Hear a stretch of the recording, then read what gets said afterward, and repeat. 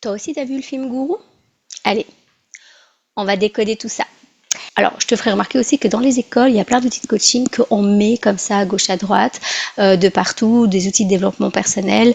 Donc, commencer aussi à tout critiquer sur le développement personnel parce qu'il y a des dérives, c'est vraiment une grosse manipulation. C'est toujours prendre des dérives et ne montrer que ça et ne pas montrer tout ce que ça peut apporter de positif aux personnes. Mais ici, dans ce qui se passe, on voit bien que c'est de l'abus parce que quand tu utilises les questions de coaching avec une personne, il faut toujours son consentement. C'est-à-dire qu'il faut lui expliquer à l'avance qu'est-ce que ces questions elles vont lui faire vivre à l'intérieur d'elle et est-ce qu'elle est prête à se mettre à nu comme ça, à travailler avec toi. Donc il y a une confiance et une sécurité à mettre en place. Donc moi par exemple, les personnes qui sont sorties de l'emprise, qui sont en train de sortir d'emprise, je ne vais jamais utiliser ce genre de questions-là sans leur en parler ou sans leur expliquer le processus qu'ils vont vivre.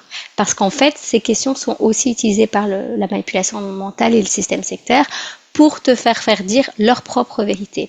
Et donc, dans le cerveau d'une personne, par exemple, qui a vécu chez les témoins de Jéhovah ou dans des sectes religieuses, le fait de revivre ces questions, pour lui, va dire, oh, il y a quelque chose qui ne va pas, parce que finalement, ces questions, je les connais, et je sais qu'on attend de moi la réponse que eux veulent, et pas la mienne. Parce qu'il faut savoir qu'en programmation neurolinguistique, quand tu exprimes une idée, même si c'est pas la tienne, pour ton cerveau, c'est la tienne. Et c'est là où la manipulation va se mettre en place.